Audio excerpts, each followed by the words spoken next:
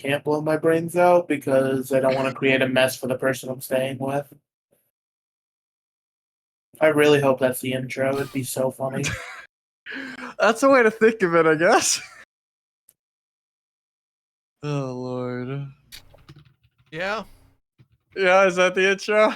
it might be. That's he. I approve of this message. Oh, Lord. Okay, please don't. I told you I have a support system built in place. I can't make a mess for the person I'm staying with. Oh, God. It's great. We're fine. Straight vibes. Oh, God. Either I cut the first 30 seconds of this podcast, Or that is the intro. or that's the intro. Like, either... To be fair, this is a pretty tame intro. All things Yeah, considered. over the I'm one time I had to actually cut the intro before. I don't know what I would you say y'all referring to. intros are pretty out there. Like, I wouldn't be totally shocked if at least one or two have been cut down. No, only one's been cut down. Surprisingly, only one. Like every week, I feel like we're getting closer and closer to finding out which one's going to be number 2. This one is up for debate, but it's definitely not going to be just yet. No. Number 1 is a spot that'll stay there. As the person who said it, I approve it existing, therefore it's fine. Smile. Yeah, but Hunter was okay with what he said in the one that I cut. And then eventually I went back and said, you know what? He might have approved of it. I'm gonna be so real, like, bit aside and everything, it's been so long and my memory is so bad, I have no clue what he said. Like, we keep referencing it and I remember I can just it. say again and give him I remember it got happened. That's a real reason to cut the intro. Exactly. I think I do have it. I bet you do. No, I do. I just don't remember which episode it was at this point. Oh God, and that's a good question. I don't think I saved it under any like specific like clip. Aren't we on like 27 or something at this point? We're on 28. If I looked at the, Oh wait, no. I see it right here. It's the Fletch episode because I have episode 20 and then episode 20 edit. Ah, jeez. I think this is the first time I've ever talked to Twinsalty, by the way. How you doing? My hand is up for a handshake right now. No, we've been in the same servers for ages, but it just never everything never aligned. Oh, it's good to talk to you. Hello. These two goobers, on the other hand, not the first time. Sorry? These goofy goobers. You know what? I'm fine being called a goofy goober. Say that with endearment. Fucking love SpongeBob. Yeah. Oh, dude, who doesn't? But that's my generation. Is it your generation or my generation? Well, it started before my generation, but it was still going pretty strong during mine. Oh yeah, I forgot. You're not part of the ancient deities that we have here. No. I was born right after 9/11, so I'm kind of. That's a. I just killed. Honestly, dab me up for contextualizing it that way. I got you. That's the way I always say it because everybody clicks like, "Oh my god, this is the generation that's after 9/11." Oh my god, he's a fucking child. Oh god. Isn't it crazy people born in the year 25 will be 2000 this year? Yeah. Good Lord, Mega.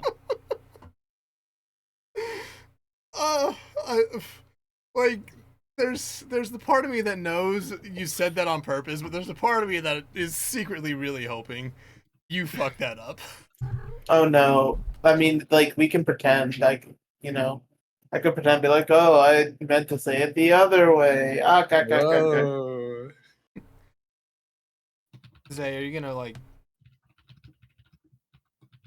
Oh, I'm blurry again. What happened? Oh, that's on my end this time. Come on, man. Why?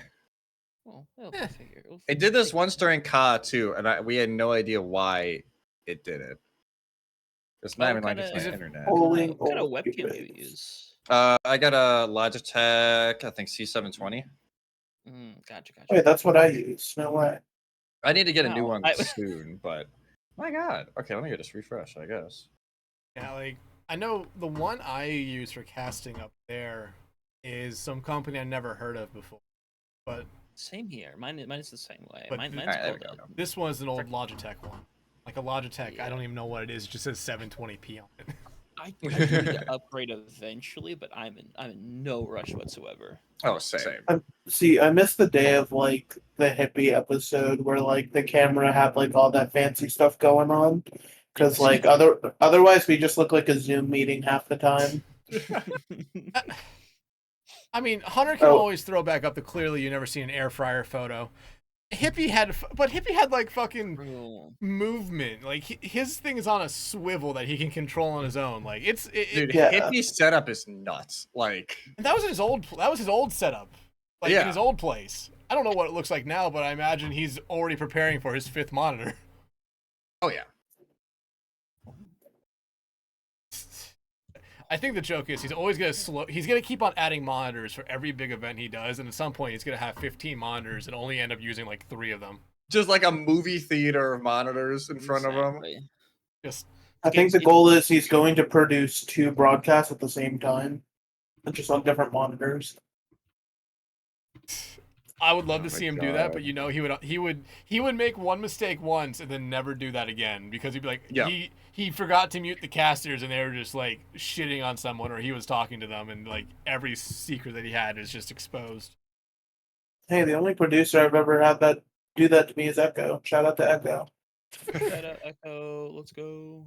That was really funny because we've talked about that a couple times. It was really funny because it's like break going on. We hear the break music, but in the background you can faintly hear.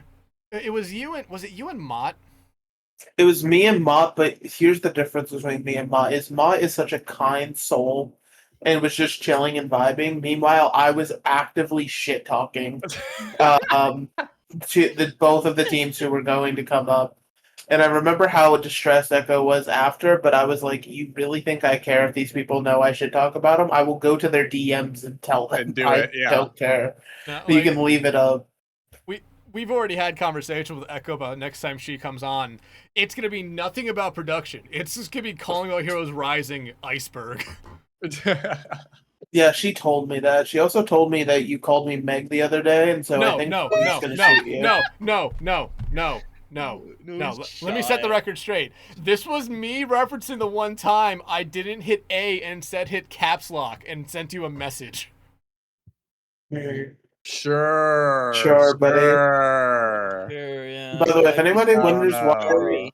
before we officially get started, because we're so off the rails already, I just want to say, if anybody wonders why I'm just staring, it's because it's like the meme of just I've hired this blank to stare at you. That's just me today. You after you left, we just had that for the last like 30 minutes of the podcast of just the Megalass dead stare, and now it is just lasted an entire week long. I've actually been like this for an entire week. That's good lord. Yeah. Anyway, we're gonna get this fun thing started after I share some amazing news because I'm gonna bring back a fun series on Twitter of Esports History. Today, 2018, London Spitfire won the very first Overwatch League playoffs. Fun fact: 7 years that ago. was Today. 7 years ago. I hate 7 you years brought ago that up. today. Holy shit! Fuck you. By that mathematics, does that mean that like a week ago, 7 years ago, the Philadelphia Fusion found a dead body in their hotel room? They might have, honestly. Rest in peace, Vigilante. Vigilante? Wait. Why Vigilante? He was. I don't know. Bro went missing. I don't know. Was He not was in on the that Overwatch roster. League at the time. He was Not like 14 at the time of the original Overwatch League, wasn't he? the original, yeah, but he was on. Well, he was on the reign for the last season. I'm pretty sure he was just on the bench the entire time. Yeah, no, he just never played. Anyhow, Well, Dex. Fuck you, Anyhow. Hunter, fuck you for bringing that up, man. I didn't need to know that my fucking Owl team lost today. At least yours made it there. Yeah, exactly. Yeah, Some but of us have eternal pain. but it's like the Panthers making it to the Super Bowl twice. They haven't won it. I can only look back as it as fond memories. I would rather it be a win. Fair. The Packers can. I don't know. they have a little more blessings for me on that line. Hey, the Packers have won a Super Bowl in your lifetime. They have. Like, I'm the only person in my family who has not been able to celebrate a fucking sports team's championship. Weren't you just on Twitter, like, tweeting about some NASCAR Yeah, you were celebrating you won the NASCAR championship last night. Fuck it. Like I said, it doesn't happen that often that my driver wins. Let me at least celebrate for 15 minutes. It was like 20 minutes. It was 20 minutes, and then it was it. I would say 20. That was like an hour. That was like... the final one was after, like, NASCAR said, like, hey, there's nothing wrong with the car. It's official. Yeah. Then I was done. Okay, but let's actually get to this. Let's actually get to the podcast. Yeah, let's get to it. Let's actually get to it now, because even though we've gone off the rails already, that's par for the course at this point. Yeah. So everyone, we might be 11 minutes in, but welcome back to episode 28 of For the Love of Prod. As always, I'm joined by Huntertain and Megalass, and our guest this week is TwinSanity's. TwinSanity's, hey man, thank you so much. We have been trying to get you on for a while, and for real. Yeah, I mean, your work schedule is a little bit difficult. We were actually talking about getting you on at some point earlier on, but in the middle of the week on the days you kind of told me that you were available. But up until literally this past week, I think one or two of us always had something going on Tuesday, Wednesday, or Thursday. So it made it very difficult to even try to do a midweek recording. Yeah, dude, my work schedule is just so messed up. Like, I don't even blame you guys. Like, I work nights. My off days are Tuesday, Wednesday. It's just so out of left field. But yeah, no, I appreciate you. And finally, somehow got worked on here. So yeah, I'm excited. Yeah, we are excited to have you on today. Don't grab my pencil, please. Excited to have you on, but I don't know how often you've watched or listened to the podcast, so you might know what's coming up here. We always ask our guests 2 questions when we get started here, and then we'll spiral into madness as we always do. First one, what got you into esports, and more specifically, what got you into esports production? So what got me into esports? It was, I'm trying to think, this would have been the spring of 2019. A bunch of buddies and I were watching, obviously, esports a bunch, Overwatch League, etc. And my good buddy JR went up to me. He's like, hey, do you think we should like create an esports club here at the high school for our senior year? And I, jumped on the idea. We had our coding teacher jump on it as well, and we got it going. So that kind of got me into esports a lot more. I actually cared about, more than just watching, Boston Uprising lose and making me sad. I had more to kind of look forward to. And by the time fall came around, we had, I think, 5 teams that our advisor kind of just let us run it. We were doing the whole thing. Lost in semifinals in state for Overwatch, which I guess I just wanted to follow the Boston Uprising mantra. That seemed good. And from that point on, as soon as I committed to ASU, I'm like, hey, looking into the esports, seeing if they have anything there. Sure enough, they did. And I joined the ASU Esports Club at that point. I got into prod through ASU Esports. That was during COVID times in fall of 2020. So everyone is trying to figure out, like, how are ways we can incorporate, the traditional sports with anything we can do online. And that's how the PAC-U came to be. It was a bunch of the old Pac-12 schools. It was like we couldn't say it was a tournament because then the games would get mad at us for calling it a tournament. So it was a set of show matches, I think was the term we had to use. But they were looking for student casters. I had never touched a microphone in that kind of capacity before. But I jumped right on it. Those old VODs are absolutely horrendous. But from there on, got involved with GG Leagues with MI Blizzard, which he was just on, so it was nice seeing him still doing it. And from there on out, got connected with Jag, who isn't casting anymore, but social media guru now for Team Liquid. And he got me in EGF, and that's kind of where everything spiraled from there. Yeah, me and you actually have a very similar kind of start, which is just starting in college, having no fucking clue what we're doing. No. Like, I've told the story here on the podcast before where it's like, players came up to me because the tryouts were happening in the same room casting was, so they could hear me. And they came up to me and just said, do you even know what the fuck you're talking about?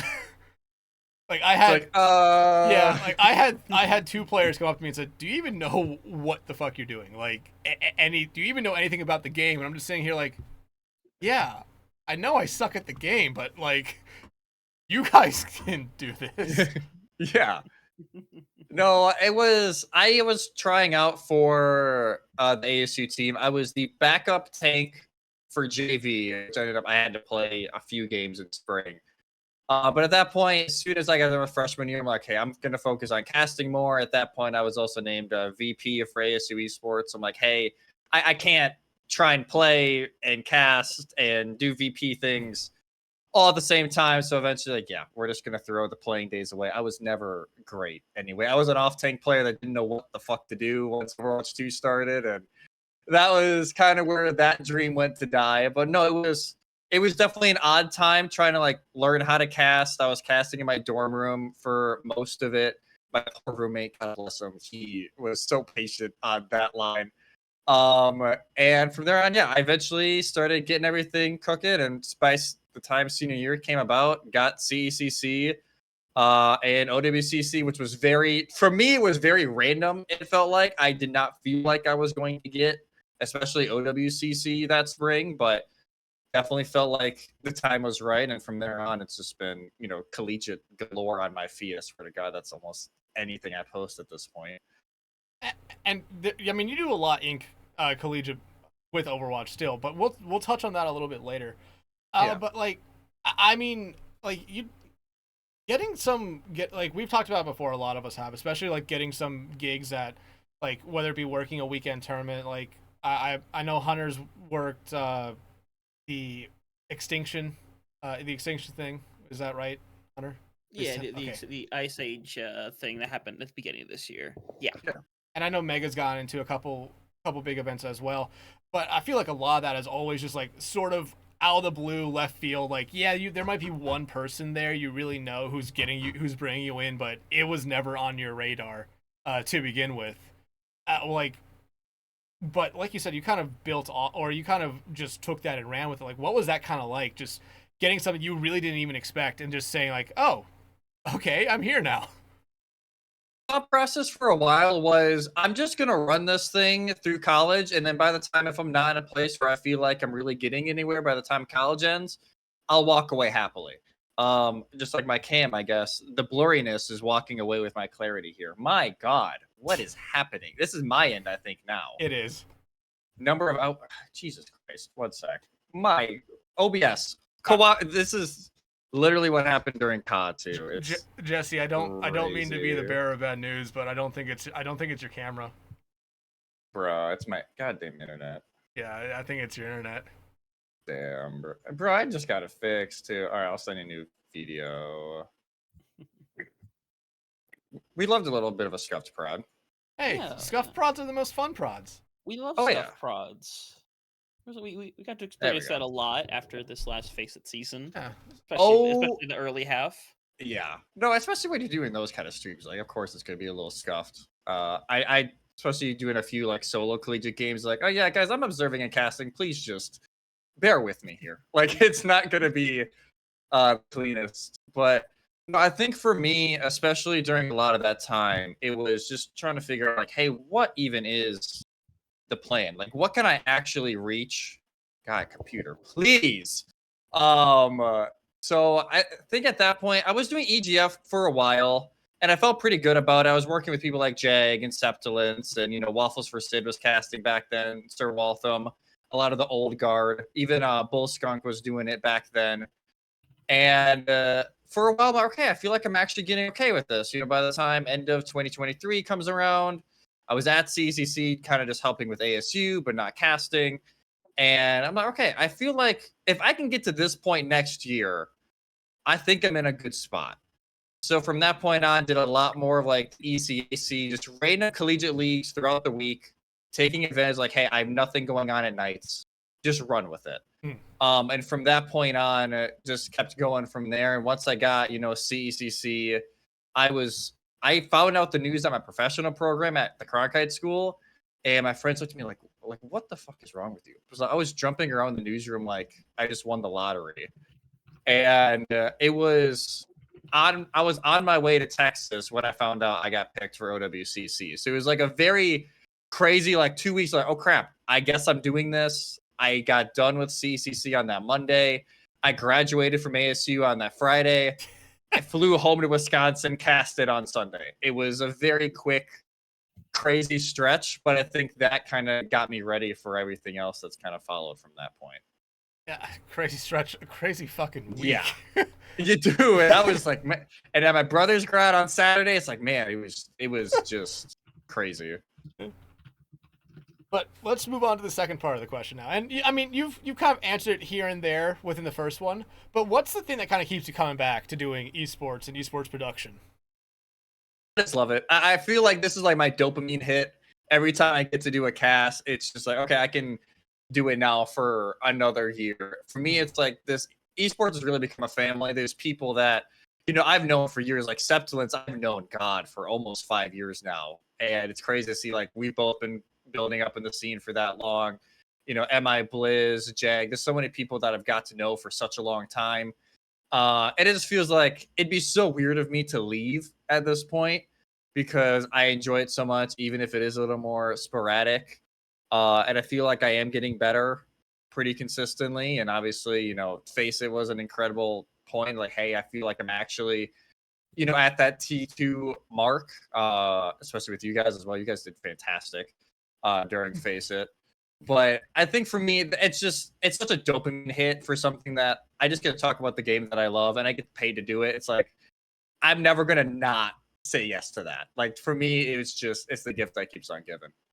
Yeah, and I think that's what it is for all of us. Well, but you hit one word there where I would immediately agree with you right away. Like, it's a family, essentially. Yeah. You will work with so many people so consistently. Like, hey, they're really good friends. Like, I've described it to my parents. Like, yeah, the esports family, my esports friends. Yeah. Like, I like going to Dallas and going to Stockholm and staying at basically, I think we just call it the CGL house and meeting all those people. Or like, that was the best part of those trips, just hanging out with everyone. Yeah, the events were fun, but just seeing everyone was the best part. And still, like, talking to a lot of them still throughout the week. Hell, still playing Overwatch with them. Like, we had a CGL team last season.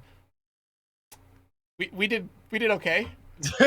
we won. We beat a team. We beat a team and technically you did not lose every game. we have two more wins in CGL than Tiger Woods, LeBron James, and Michael Jordan combined. There you go. More wins than Shohei Ohtani. I will say, I'm not gonna say Luka because you never fucking know if he just randomly shows up. Yeah, but bro might already have a CGL title that we don't know about. Oh, he could easily be on a side account and just be winning games. He did what in season 4? Huh?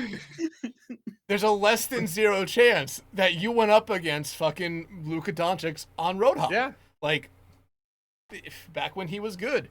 But no, like the people that we work with, and it's always something we talk about. Like, hey, what's the reason? A lot of the answers, especially like the first couple weeks or like first 10 episodes, and then it started to come back in these last couple episodes, has always been like, I come back for the people, because everyone says the people are just so great, no matter what role they're doing, and they're just like they're incredible people just outside of esports as well. And like, yeah, there are people who have kind of stepped away from doing esports stuff as well, but like, I like still them just posting anything on like social media, letting me know that they're doing good is like a thing where I kind of like silently say to myself, good, I'm happy that you're doing good. No, it's weird. Like, I'll have, old caster duos, or, maybe I haven't, like Mott. I've casted with Mott for almost a year on EGF. I haven't casted with them in a hot minute, but I always love seeing like, hey, they're still doing stuff. They're still killing it. Seeing stuff like that is always great to see on the feed. And I think for me, like the family aspect, it wasn't as much on the prod side initially. I worked with a youth esports league for pretty much through college. And for me, it's like, okay, that was where that kind of kicked in, because you work with the same kids legit every single day for 4 years. It was kind of crazy on that line, but now somewhere in Face It, Nodi from Cumberland was somebody that I, helped coach, and now he's killing it at Cumberland. So it is weird, and that was kind of the first hit for me. And then especially once I started casting more consistently, these last few years, like, man, you do kind of you get so familiar with everybody. And I was talking with my mom about it the other day, and she's like, well, don't you know, like, when you're going for the same gigs, isn't it kind of weird? I'm like, yes and no. Like, we all understand that, hey, we're all going for the same gigs. It's cool depending on who gets it. Hey, you're happy for them. You work harder if you didn't get it. That's always kind of the mentality that I've had. But like, I was never going to get mad if somebody I know and I've worked with before beats me for a gig. It's like, cool. All right, they got it. I know they're going to kill it. Let's focus on whatever comes next. So it is the very unique and somewhat dysfunctional family dynamic esports has, but I think it's kind of fitting. It very much is, and like you kind of said, like we're all kind of going for the same spots, no matter what it is. But it's always a big thing of like and like you said, you congratulate the people you know they're gonna kill it. It's always so fun to see them get those roles, and like you celebrate for them and see everyone else kind of pouring in love to them when it gets announced on social media, because it really lets you know. I look at it like this: it really lets you know like who like are your true friends in a weird way. Yeah, like it really lets you know like who actually is caring enough that they will celebrate the fact that you got, no matter how big or how small the event is, that you are doing something more. It's always really fun to see. Yeah, it's always fun. Like, hey, you know, of course we're gonna congratulate people. Like, hey, getting gigs is getting gigs. Right now, it ain't easy right now. There's not a ton out there. So whenever somebody gets one, like, yeah, hell yeah, I'm gonna be happy for you. Even if, you know, maybe I was in contention. It's like, it doesn't matter. Like, there's bigger issues to deal with in the world in general. Like, I'm not gonna stress about my friend getting a job over me. Like, it ain't worth it. I think I learned that. I stressed about it for a while. I'd say it was probably about late 2023 when it hit me. It's like, it's not worth the stress. You just kind of focus on yourself and everything else will fall into place.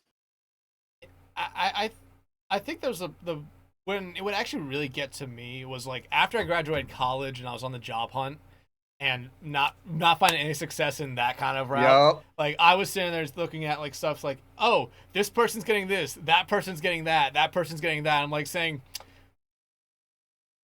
why am I not getting any of this? Like, and the one thing I never want to do is like say, I'm better than them at this. I never want to say that. I never want to think that, because I think the moment I do that, it's like I kind of lose like the sense of like, these people are my friends. Like, don't get pissed that you didn't get it. So like, be happy for them. Oh yeah, exactly. Like, I think I've been talking with a few casters recently who are like trying to get into it, and I'm like, it's okay to think of like, hey, I think I'm in a position to do this kind of event, but never try and compare yourself and like, oh, I think I'm higher up than this person in this imaginary hierarchy, because like, it does not exist. Like, everyone is going to think of people depending on what style they like to watch for casting. Everyone's going to have their opinion. It does not matter. So just focus on what you're doing, work with the people you want to work with, and from there, don't worry about anything on the outside. And I think that's something that's really kind of clicked in over these last few years, and I'm glad more people are, you know, starting to lean that direction. Yeah, I am as well. I think I made this comment on here before. Like, it's one thing I thought about, and then as I thought about more, I kind of said like, oh god, wait, no, you do not want this. I imagine like, okay, so there's a 1 through 25 in college football. What if we did a 1 through 25 rankings of like the casters? And I would want Twitter to burn? Yeah, I was immediately thinking like, you know, I think I would be here, but then I remember this person, and I was like, don't do that. Don't do that to yourself. Don't put yourself above anyone or below anyone. It's not worth it. Just fucking stop now. See, like, as an actual concept, that's awful. Now, as like a silly concept, like specifically, I would think for Spectreon's second episode, that would be funny. Yeah, that would be hilarious. Have Spectreon rank his top 25 casters he's ever worked with. Exactly.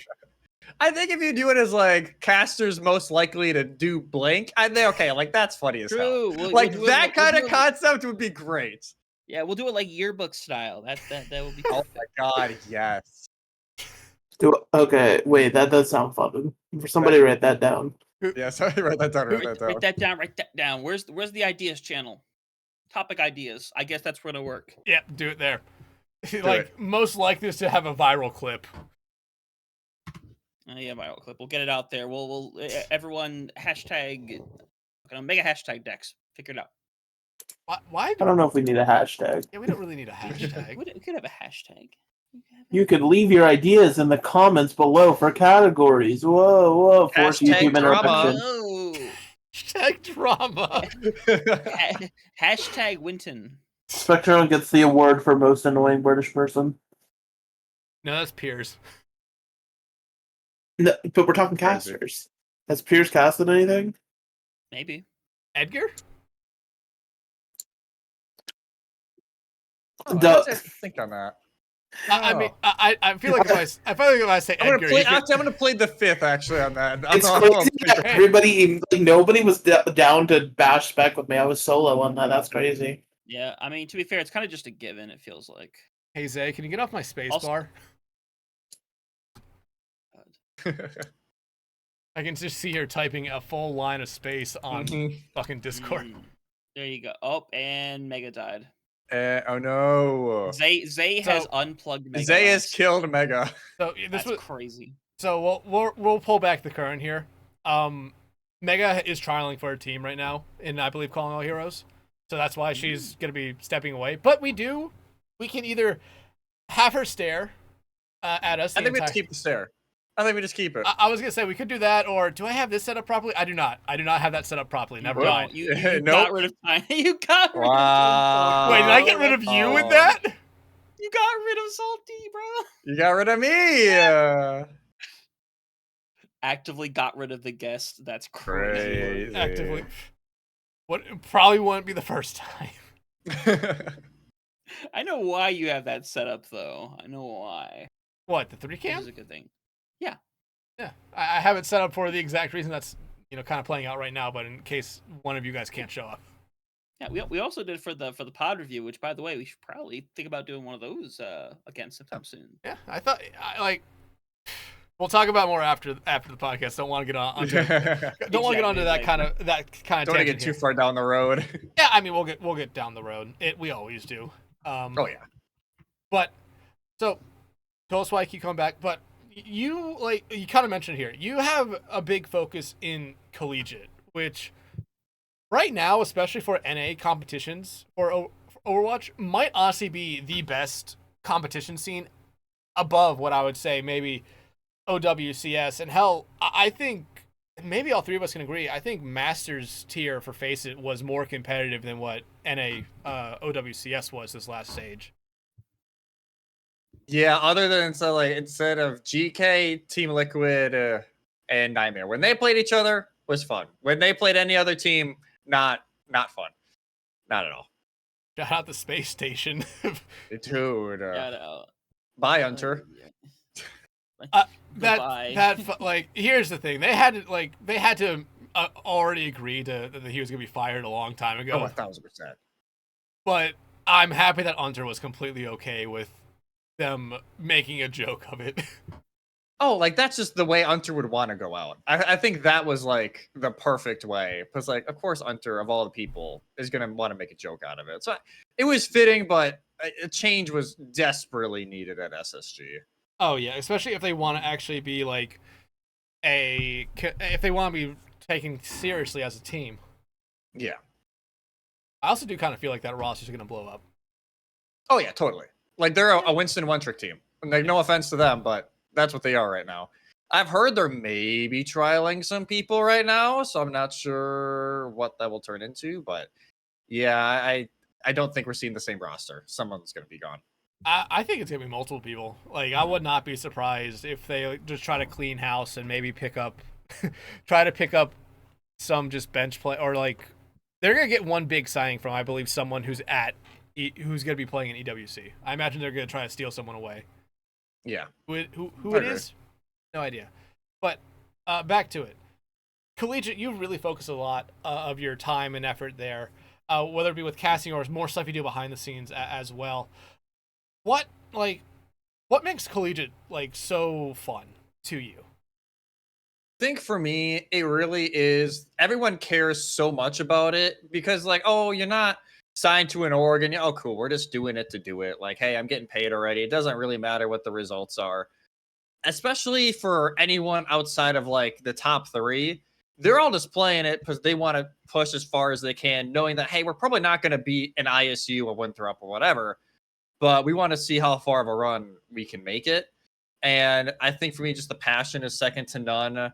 When I first really started digging into it, I kind of saw there was a hole because, of course, Rich Ryan and Kenobi are like the godfathers of collegiate, right? Like they are a cornerstone of it. But I kind of saw a whole, like, nobody's really talking about it other than casting. Like, nobody's really doing anything on social media other than teams kind of posting.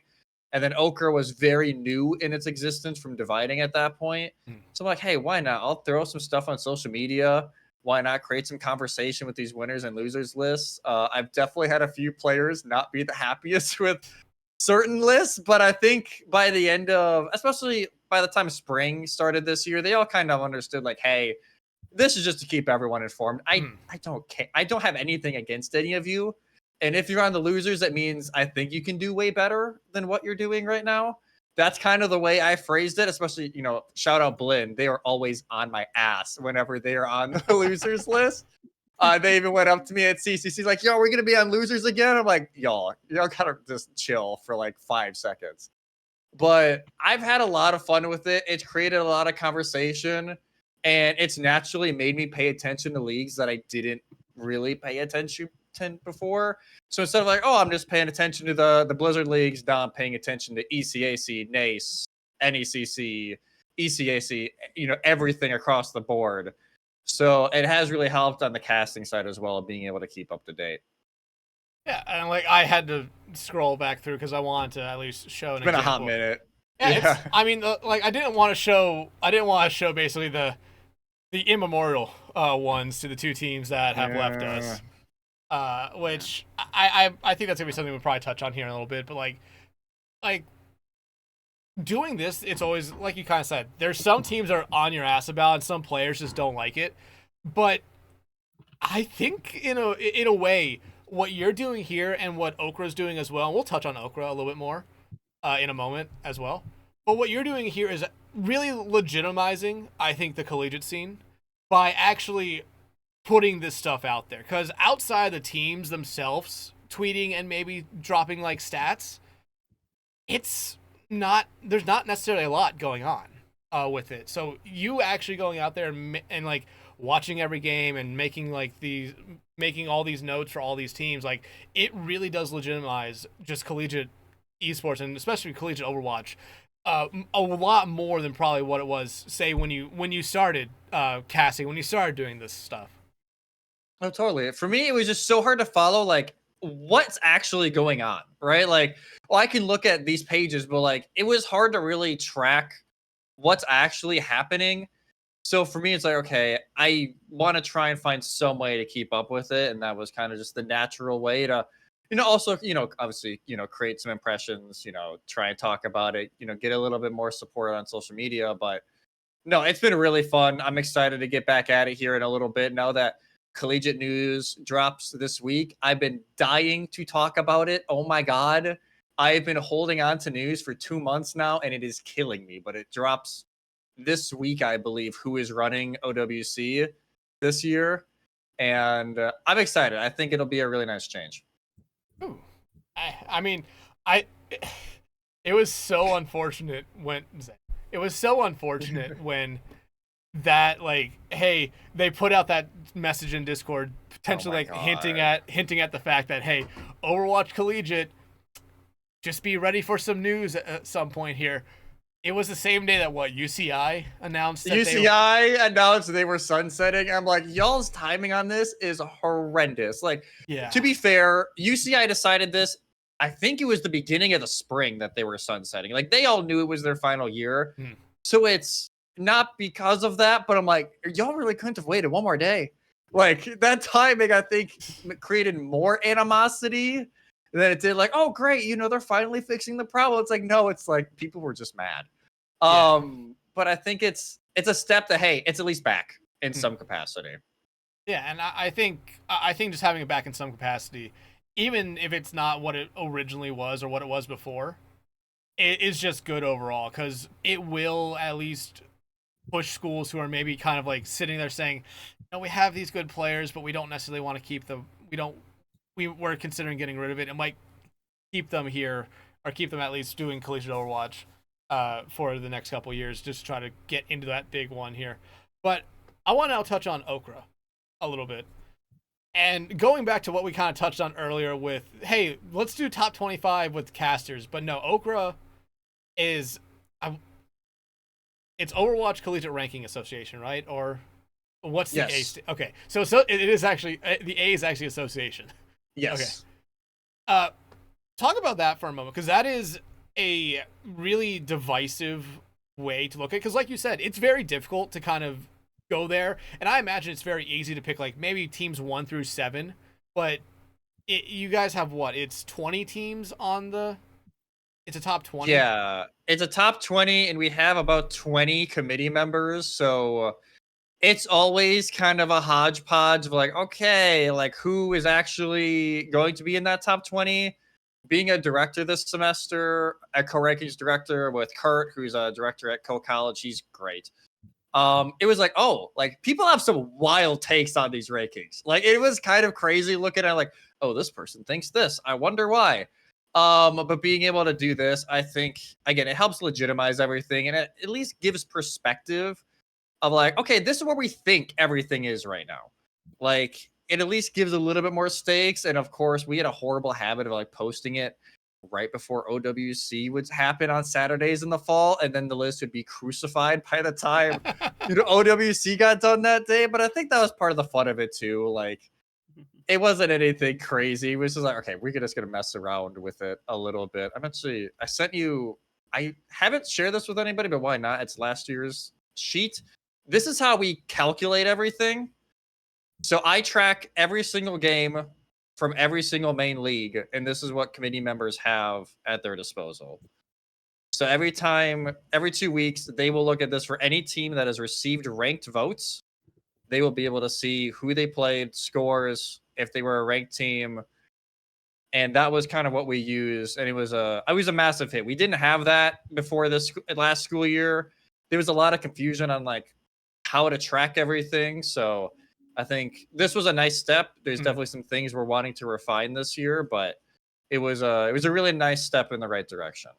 Yeah, and like this is just looking at it, just an insane thing to kind of just have. But like you said, it really does like make it a lot easier, but also legitimize it a little bit more with the rankings. Because like I was immediately gonna say like I'm seeing points here. What does that mean in this situation? So if you rank someone first, they get 20 points. If you rank them second, 19 points, etc. So that's why everything kind of gets totaled up. But that's why you also have like some teams will just have 1 or 2 random points that somebody thought they were top 20 and nobody else did. We had that, especially Boise early on before they actually had good results. That was Boise for a long time. But Boise, they ended up, they showed out. They had a great end of the year. But no, it's definitely not a perfect system. But I think for now, it's been good enough to at least give a rough draft of everything. And of course, the teams also use it as fire. Like I know Boise used it for a while. Like, hey, we deserve to be higher. Sienna and Cumberland would always go at it on social media on who's higher. So no, it's been a really fun addition to the space, and I'm excited. We have a few things planned for this school year. Not everything is set in stone, but no, we're really excited for what this year's going to bring. And like I said, I think the collegiate scene is by far maybe the most competitive scene in NA right now, and for a really good reason. Like Cumberland, I really like Cumberland. They're so fun. They're so fun. And the fact that Ginger's coming back this year after at first it seemed like he wasn't, I'm like, thank God, because he's got to be one of the most fun tanks out there. I'd say ASU, I'm a little biased, obviously, because they were my boys for a few years, but they're always super fun to watch. ISU, I guess this fall semester, they are still playing at ISU. From there on, we'll see.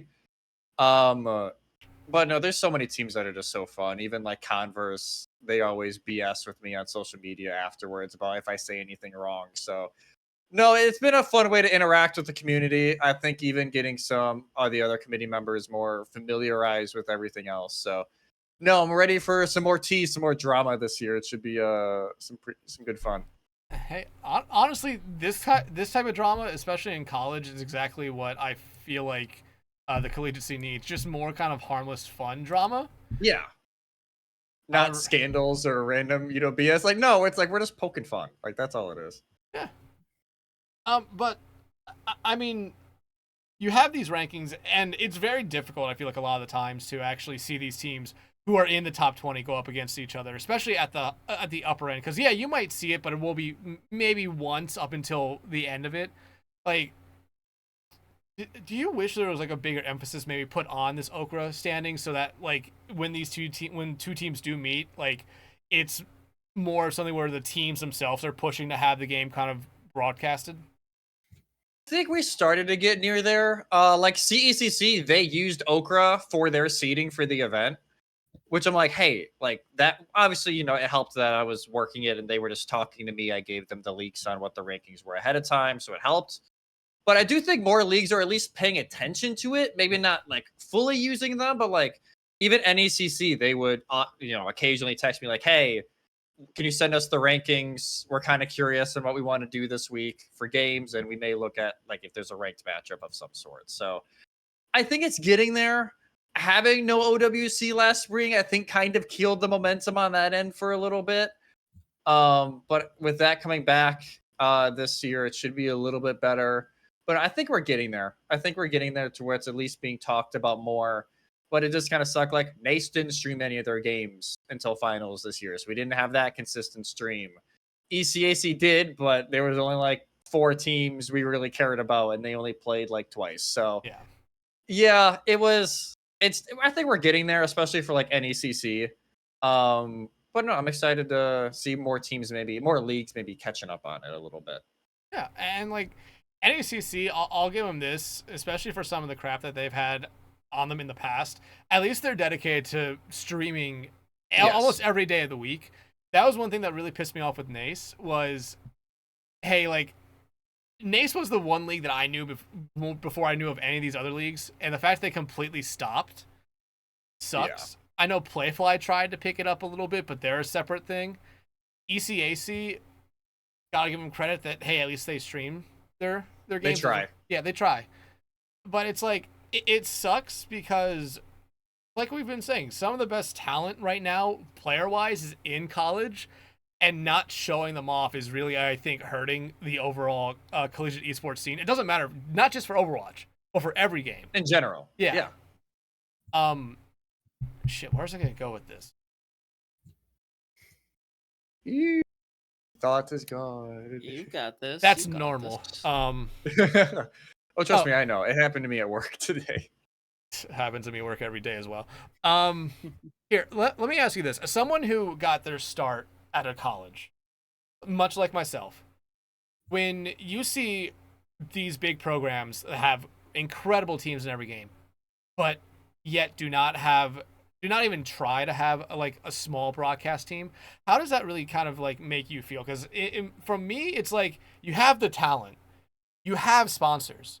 Why aren't you trying? Why aren't you even just putting out a player perspective with a rotating like PowerPoint somewhere on the screen of your sponsors?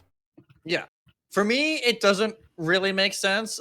There are more that are starting to get on it. So like they have scholarships for people who want to learn how to cast, and I think we're getting there. Like Maryville, well, they still kind of a program, just not for Overwatch anymore. But they have broadcast stuff going on. Winthrop have stuff going on.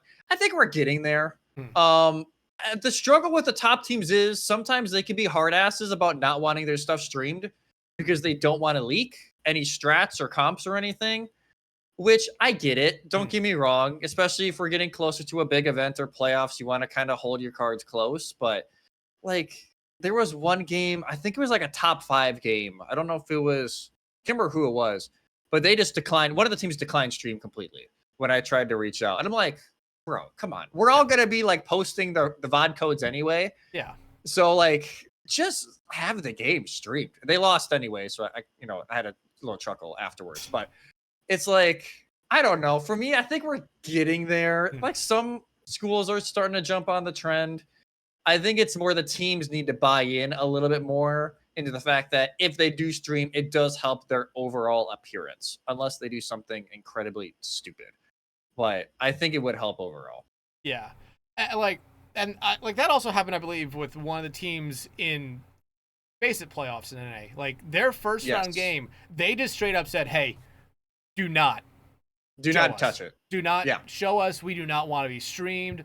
Not at all. No." And like, I think at that point, you don't get that. You should not have the I want to say right, but that's probably not the right way to put it. The ability, the right for refusal, I guess. Yeah, like your top 8 or 16, your top 16 for your teams. No, it was 8. It was 8. God damn. It doesn't. You're. It was a while ago. Yeah, you're in the playoffs. You're in the playoffs. You don't see teams in the NBA, NFL, NHL saying, "Hey, yeah, no, just fuck it. We're if you come in our arena with a camera, we're kicking your ass out." No. Yeah, fans aren't allowed. Like, yeah, hey, you know those like phone things that you see now in elementary schools where they physically lock your phone into a pouch. Yeah, yes. Everyone, here you go. You're walking into the arena. Here's 75,000 of these things. Yeah, it's like I understand more. Like sometimes I'd reach out like, "Hey, can I just stream this random game on a random day?" If a team says no, then I'm like, "Okay, I get it. It's not like it's an official stream. If your school's streaming it and don't want me doing it, fine. You at least have it out somewhere. That's whatever." I will say teams just with me this year got better with it. I think once I had 1 or 2, they're like, "Okay, he's not doing this just to make fun of it. Yeah, like he has the proper delays, he has everything." So I think teams are definitely trusting me more now. It's just like I think even with Jeff with Face It. Like at first, I bet some teams were like, "Are you good? Like, you want to stream our games?" But now it's like everybody wants to be on Jeff's streams. So I think more teams are getting there. I think, but we'll see. Yeah, and the last thing I want to like add with this topic in general is just if it's one of the top teams, say top 5, going up against a team that's not even in the top 20. They don't have to show their best. They could go in there and just mess around and still win. Yeah. No, I've seen teams throw random ball comps out, doom comps out, because they know they can, and they know it'll make clips on Twitter, so they can post it around and have fun with it. And I'm like, honestly, as long as you still sweep, like if you get a 3-1, then I'm gonna knock it on the sheet, and you might end up on losers because you messed around. But like, I think more teams are like, okay, you don't have to show all your cards. But like when Winthrop and ISU played each other in that game I was able to stream, they were both throwing haymakers because they both knew like, hey, this is like the most important game of the season up to this point.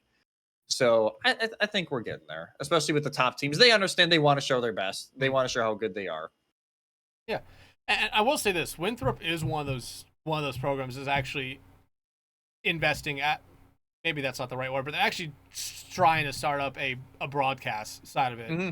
Like when Sam went up there to do the Big South, like Max, one of their program directors, said like, this is basically our trial run for this. They already had a couple people that they said like, hey, they want to do this next year, and we're going to try to make sure that we can showcase them. And it makes sense for Winthrop because they have multiple sponsors, and biggest one being Red Bull.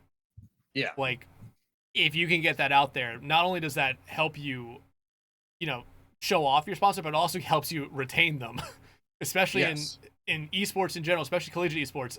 A sponsor like that is one you want to keep around forever. Any sponsor at this point, as long as it's not crypto, you want to keep around. So, I think more teams and even more sponsors are buying into it. Like, I don't think sponsors are as afraid of collegiate anymore because at first it's like, are y'all like actually viable? And the answer is ish. Yeah. With your money, yes. Without your money, it's a little shaky. Yeah, not like the first sponsor that my school got, ETSU, outside of the computers department, which is what esports actually falls under, the esports program is under the computers department, was Geico. Oh my god! They got tricked into it. They got fucking tricked into it. They thought that they were getting a small sponsorship in football. They got esports instead. But yeah, that's a little different. It was really fun. We had an ad. We had to do an ad read for a year for Geico every game at least twice, and they did not know who we were. Like they're probably like, what now? Yeah, they're doing what? They heard esports, and because ETSU, they just thought, oh, it's ETSU sports, esports. Like, it was so funny. God. It was so funny seeing their reps come up and talk to us at an event, because they were so ready to, I think, just talk football, but instead everyone is there talking about Overwatch and Rocket League, and one of them was just like, yeah, this looks really fun. Yeah, and like, hey, but I'm gonna go say hi to my friends over there, and then they just walked away. Yep. Like, yeah, that sounds about right. What did you put? Okay, never mind. You didn't put. Anytime I see a message pinged or just ping in chat during one of these things, I get really fucking scared. It's like, Well, there's. I mean, if you scroll up through, you can clearly see where we've been talking about stuff on the podcast, and just some random shit. Oh yeah, I went through that the other day. I'm like, man, y'all really went off like one of those days. That was CB. That was CB. That was a CB episode. Yeah. At this point, CB is the benchmark for, okay, how far did we get off the rails? Was it CB level? No? Okay. No? Okay. We're probably in a really good spot if we're not at that level, which we weren't against being how far we got off the rails there. But I'm trying to think what's the next kind of progression in this kind of conversation we're having with here. But here, we talked about programs not necessarily wanting to have their stuff stream, but you have those programs that do stream it. And the one example I will always kind of talk about when it comes to programs that have heavily invested into like a production staff would be Boise State. Yes. Like, from what I've seen online, that is nicer than probably some small colleges small college like athletic programs when it comes to their entire just production budget for like their ESPN Plus games. That is an actual like true professional setup. Oh, it's insane. Like, I remember when I was at ASU, I was like, oh, we're trying to like get some student broadcasts going.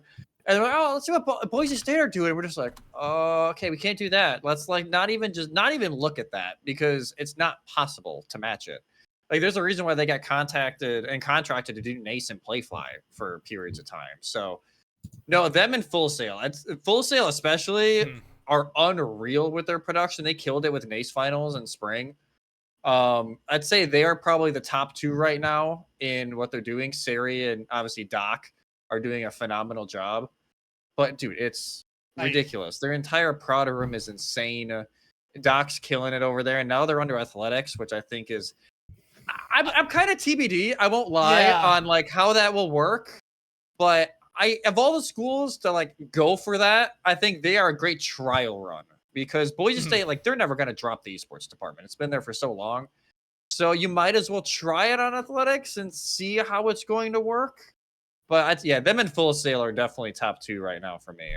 Yeah, like the moment that they announced that they were joining athletics, like I think I immediately put out a tweet saying, "Hey, it's great. It's amazing that Boise State athletics is recognizing how good the esports program is." But I had the big but or asterisk saying, if they lose something, whether it be if there is a sport they need to cut, I think esports immediately moves up to number one, and then they go, and hopefully it'd be, hey, let's go back down to club level, everything's fine. But it's always such a scary thing with that. It's like, I don't want to see potentially Boise State kind of fall apart because, like, hey, they were given this opportunity to join athletics, probably be one of the more successful athletic programs at that school outside of football. Yeah, because I don't think they're good at basketball. Basketball's all right. Depends on the year. When was the last time when was the last time either their teams were in the tournament? 2 years ago. They were a first four team, I think, like 2 years ago. Yeah, but they didn't win. No, I don't think, but they were there. Yeah, but it's like it's always that thing where I look at it like if an esports team does fall in the athletics department, is it going to be looked at as like, hey, if we need to cut money, that's the first one to go? Or is it going to be like, hey, we're going to give this some time and see how it kind of goes and then decide what the next move is? Because I think there's a couple other schools where esports does fall under athletics, but there's a few. It's mainly D3 schools. Yeah. It's because they operate totally different. And I think especially D3, go for it. I think for D3, it completely makes sense because they're so small scale anyways. This is the first D1 school to do it. I do think, let's say if athletics need to make cuts, maybe they just transfer them back to like student life. I think that's what they were at before. So they can still have their funding and scholarships and everything, but just have it be on that side of it instead of athletics. But no, I'm really excited. I mean, to text Doc about it because I'm curious how everything's going to go. I'm rooting for it because I think that can be kind of the benchmark on how to get it done. But yeah, I just with how the climate's been, I won't lie. Like I have pause. Yeah. For now, but I'm hopeful. I'm really hopeful that it's gonna work. Like, let's look at it from the one positive way. They are now in that athletic department funds, and the football team themselves, especially with them making the playoff this last season, probably is going to bring in a decent amount of money just to. They're raking in money. Yeah. So this right now is probably this move right now for Boise State in general was probably the safest time for them to add this in, knowing that over the next 4 years, I think the playoff payments are like divided up over time, and they'll get them. So they'll have money for a while. It's not just one. Yeah, I think they divvy it up a little bit. It's not even like yes, they don't have Jancy anymore. They're still a good team. Yeah. Like they still may even win the Mountain West this year. So and then they'll probably win the Pac-12 next season. Oh man, God, what happened to the Pac-12? Man, it's so depressing. Like it really is. It really it's so. I think you can blame ESPN. I think that's the safest way to put it. But I love that right now, outside of I believe Gonzaga, the new Pac-12 is just gonna be, hey, does your school have the word state in it? Welcome to the Pac-12. It's so bad. It's so bad. Like I was there, I covered the last Pac-12 men's basketball tournament before everything blew up, and there was definitely an eerie feeling. It's like, okay, we all kind of know this is the last hurrah. None of this is really going to be the same. Yeah, screw ESPN. And it was a disaster. Like, but hey, ASU's doing all right in the Big 12, so I'm not complaining too much, but it's not. Yeah, it's a little bit all over the place. I think ASU was always one of those teams that if they could put it together, they're going to be a solid team no matter what conference they're in. Mostly just because playing in Tempe, Arizona is a nightmare. It's so goddamn hot, man. Yep. I'm so happy I don't live there anymore. Going from Wisconsin to Phoenix was that was a hit. Like the high was 118 on move-in day my freshman year. And I walked outside, I'm like, am I baking? Am I in an oven? Like, what the fuck is this? Yeah. I meant to ask, because you mentioned you're being a Boston Uprising fan, but you always talked about Wisconsin and Wisconsin sports teams. Did you grow up in Wisconsin? Yes, born and raised Wisconsin. I live in Green Bay. How the fuck did you end up in Tempe? So for me, I was looking for sports journalism jobs for a while. Mm-hmm. They had a really good program down there, and I'm like, you know what? Fuck it, we ball. We're just gonna go. And then COVID hit, and I'm like, I regret everything. Because if the separation anxiety with my twin wasn't already enough, it's like, oh, I can't even go anywhere. It's like, oh, this is great. Here, let's quick sidebar into this. Yeah, let's talk about your brother. Yes. Oh, of course, he's gonna love this. Let's just talk about your brother for a moment, because I love how the only reason I know him is just by Twitch, where he's it's just TwinSanity's brother, right? It's TwinSanity Bros. Yeah. And that's what you can tell. He's almost always lurking in chat. He's the best shit talker I think I've ever seen. But he will also just like randomly text me, be like, hey, you got this many people watching you. I'm just like, hey, shut up. Like, I do not need to hear how many faces are staring at me right now. But he has the horrendous dude. Calling all heroes was the worst with that. Every single game he would text me it. I'm like, I'm gonna slap you one of these days, dude. But no, he's always funny. He'll always send me random like chats that was in there. And it's like, hey, they're calling you bald, or like they say your forehead's a lighthouse or something. And I'm like, it's funny to laugh at after the fact. And I've used it for Twitter clips a few times, just the random BS going on. But no, it's always fun with him in there. He's kind of turned into his own character. Like, even at CECC, he was there this year, and people are like, "Oh, you're the one that's always lurking." Like, yeah, he's always there just to kind of meme around and make fun of everything going on. Yeah, I mean, hey, you talk about shit talker. I mean, if Mega was here, I feel like she would have something to say. I feel like she would throw herself in there. Spectron would probably also throw himself in there. I think me and Hunter would stay out of it because I think I know at least my form of shit talking is very. Okay, you want to shit talk me? Fuck it. I'll join in. I'll shit talk myself. I'll make you feel bad. Oh God. I think for me, I try and be pretty civil about it. I'll joke about it here and there. Like, I even made a joke. I think it was during the final like Face It game or something like that. But like when I'm actually just playing games online with my friends, the filter kind of gets eased a little bit. It's like, okay, no. Like if you start it, I'm finishing it. Like it's you're done. But no, I think it's always fun to see him in there. He's a little bit of a character of his own. I think it was so funny watching, like, you did 2 cooking streams, which was really fun. Oh my God, the cooking streams!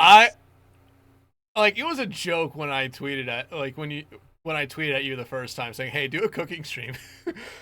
It was really funny to see you actually like talking to your brother during that entire time, asking him for like tips on how the or what the recipe was. Yeah, my parents were just sitting there in the living room. They had it up, and they're like, "What does he need now? Tell him this." It's like I desperately needed the help, but that was so fun. I'll have to do one of those again. It's just the stream setup is very scuffed for that, but it ended up working out decently well. It's perfect for a cooking stream. Unless your entire like stream history is just, hey, I'm gonna be a cooking streamer, the more scuffed it is, I think the better. The fact that like at one point flour went fucking everywhere, like it went over the keyboard, it went over. I just sat there, but like, okay, let's reset. Paper towel over the keyboard. Yeah, I've been starting to stream a little bit more recently. It's been fun.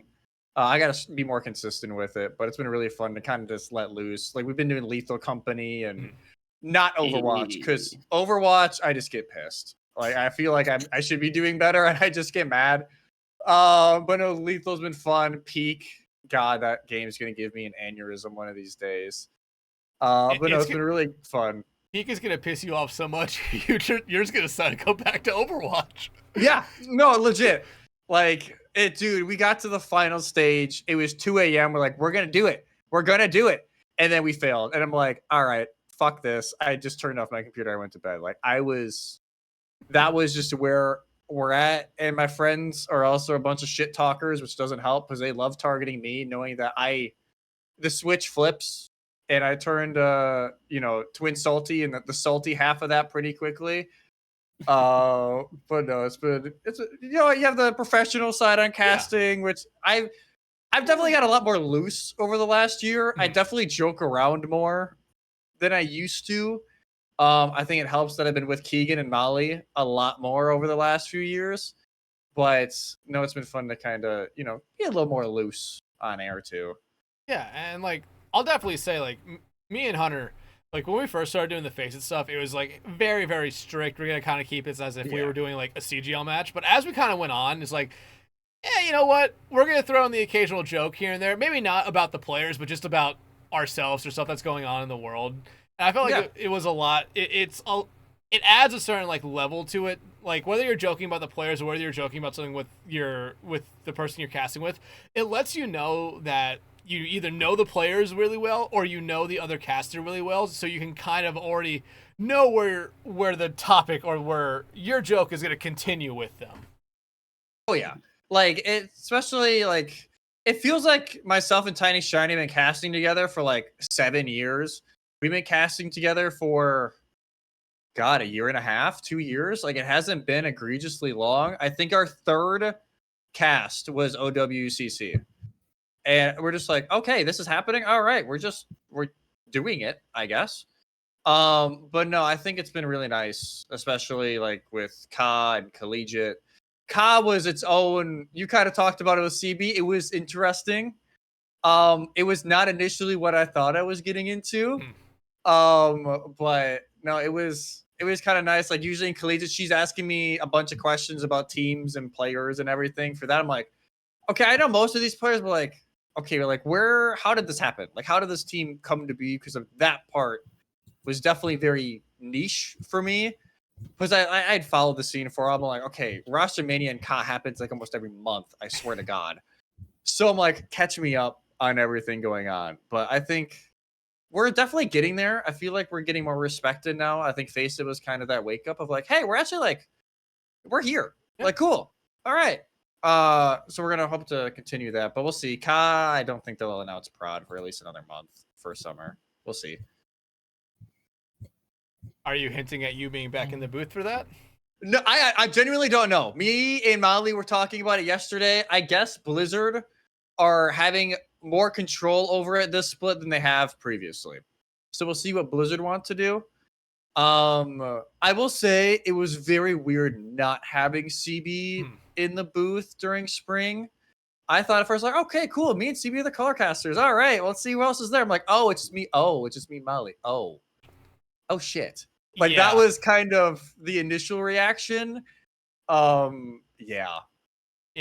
I think like we've talked about here when me and Hunter got on the Face It thing. Like I don't know if he had the same kind of thought, but we mentioned it a little bit. Is like there were a couple people that got left out of that one, and me and him were in there. It's like oh shit, where are they? Where are they? Like, where are they? And it's immediately the first thing I thought of, like, if we fucking suck, it's just gonna be a thing of like, you know, why'd you have those two in there when you had this person and this person just kind of sitting there not doing it?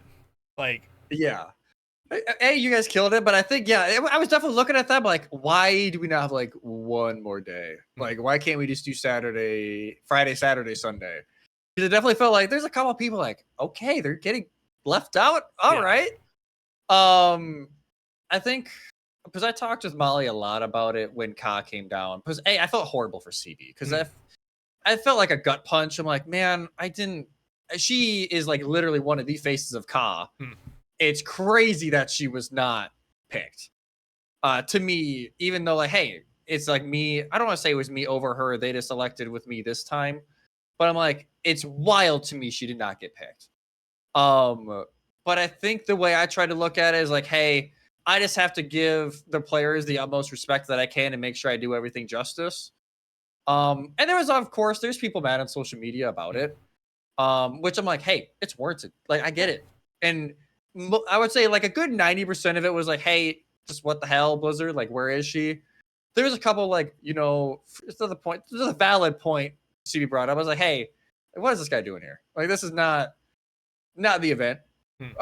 For people who typically are like me, but I felt like I just went in there like, hey, we're gonna do this thing justice, and I feel like we did. It was definitely, I would say that I've had gigs like CCC, like massive lanes. That was the hardest one because it felt like the most pressure was on to get everything right.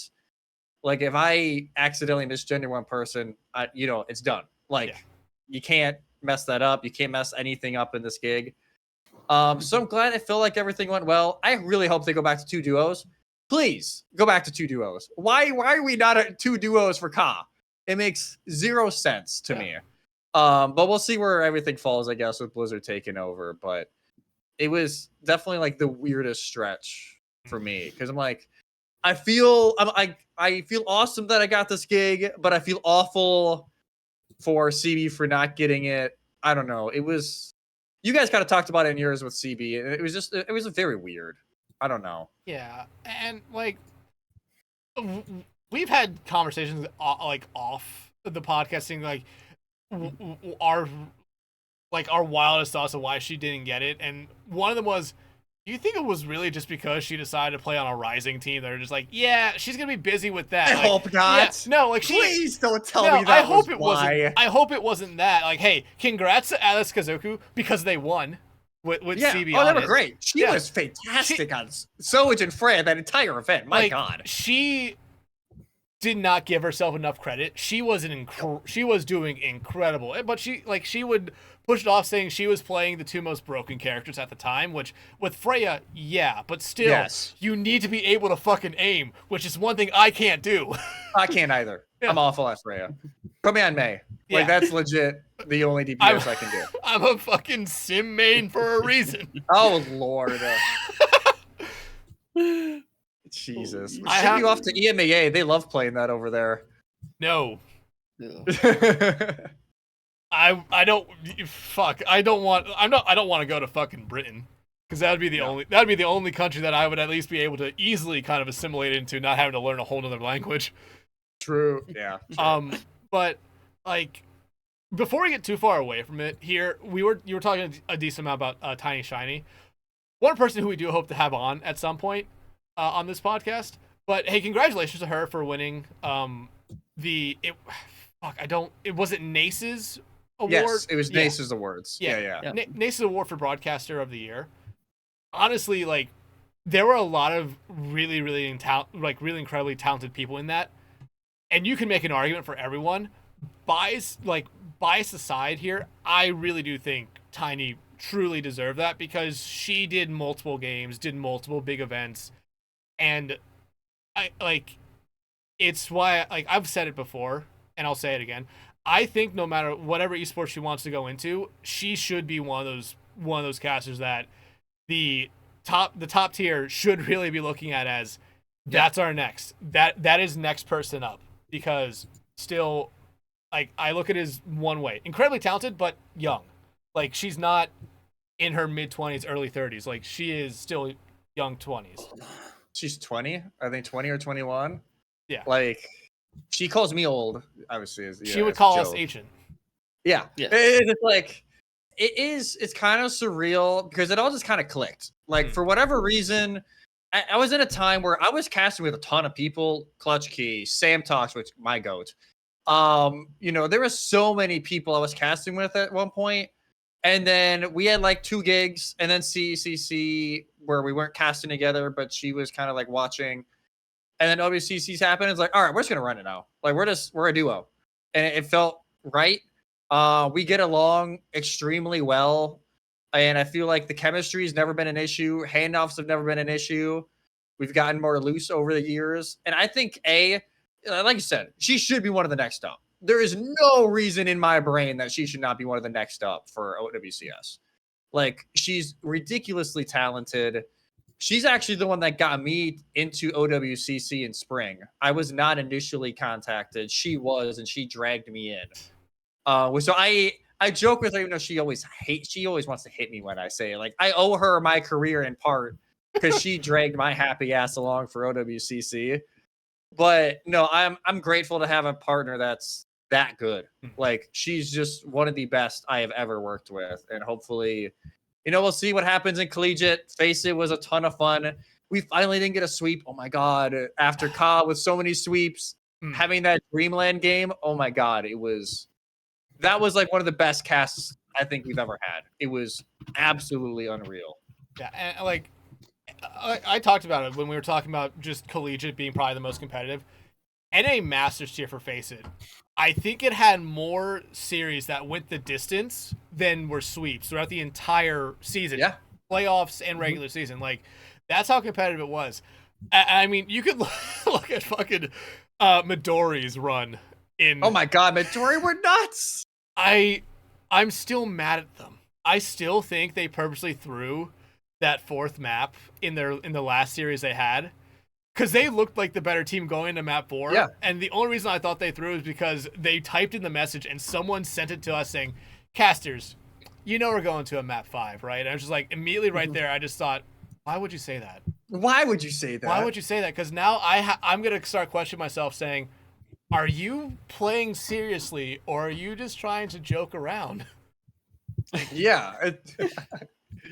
Oh God. It was definitely fun for Face It. Like, I won't lie, I watched a bunch of you and Hunter's VODs. Like, I watched a bunch of VODs for you guys, like, hey, I need to catch up on these teams, just because with my work schedule, it's like I can do EMEA occasionally, but it's not the most consistent. Gotta love, news. But I think it was really fun digging in that Face It, and it did help. I'm friends with a lot of managers. Thank you, Izzy. I will say, God with notes. Oh my God, she saved me with notes, especially during that final day of like, here's where things stand. Here's how scrims are going. Here's how Dreamland is feeling. I'm like, okay, cool. I have a way more to base off of than I typically would going into a match this kind of cold. But no, Face It was a ton of fun. I'm really happy they kind of expanded the broadcast a little bit because it was 1,000% worth it. Like they were averaging like 8K views. Like that's almost as much as OWCS was getting. Like hopefully that continues on because it allows, especially guys like you guys who deserved that kind of tier 2 recognition for a long time, and you got it. But also like, hey, you get tier 2 talent and for players out there too. Might as well if you're gonna stream promo relegation. Yeah.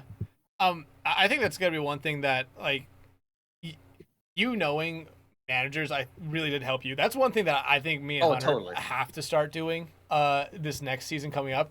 Because when we were going into games this past season, it was like, okay, we're just going in. We don't know anything about these teams. We don't know anything about how they're scrimming, what they're playing. The only thing that we would necessarily say going into it is, hey, we recognize this person from CGL. We recognize this person from BPL. That's it. Like it's like that was it truly, and it's more of like I want to get back to what I'm kind of doing with what I was doing in Tranquility and in SPCS, where I'm reaching out to someone on the team, giving them like 5-6 questions to answer, just so it gives me a little bit of info on those teams. Yeah. No, that was a habit I got into when I was doing the smaller gigs for Esports U, because they would always make a random channel in the server. Be like, hey, here are the casters, here are the captains. I'd always be like, hey, how are you feeling? What are the team's pronouns? Like those kind of easy questions. So we can build an early storyline and then let the match tell the story from there. Yeah. So I'm glad, we're getting there. If I had to give any advice to casters, yes, be nice to coaches, captains, and managers. Please, please, please. They will be your best resource imaginable. Liquipedia can only tell you so much. It's great for some history, but for how they're playing and comps and stuff, please just reach out to a manager. They're usually so nice about it. Like I've had like maybe 1 or 2 coaches who were kind of dicks. I'm like, all right, I'll reach out to you again. But most are like, hey, you just want to talk good about us and make sure you're informed. They're always gonna answer. So please reach out. Yeah, like I only had one because it was Tranquility and I was asking players. Because I couldn't get the first player, so I got to a second player, gave them the questions, got answers from them. Then the first player got back to me and said, hey, don't listen to anything they said. They are just bullshitting you the entire way with all your answers. Here's the true answers. But no, like what you said there, like the players, managers, and coaches, and it's definitely something where you see it a lot with Bolskong right now. If anyone ever tunes into their stream, like the managers are in that stream, the coaches are in that stream. They respect the living hell out of what Bolskong is doing because he is building the storylines. He's making sure these teams are getting streamed, making sure that everyone he knows what the teams like to do beforehand, which is really, really good. And it should be what we all should be striving to do, and especially because, like you said, it only makes the teams look good. Our job is to make the teams look good, even in a fucking stomp. You're just trying to make sure that, hey, at least they look good. You can BS something if you have background like, hey, even if they're getting stuff like, hey, they have this to look forward to. They played well against these teams, or they knew they were going to play like shit today because of X, Y, and Z. Like, you can just say random things. Like, I've pulled things, just random quotes that I've gotten from managers.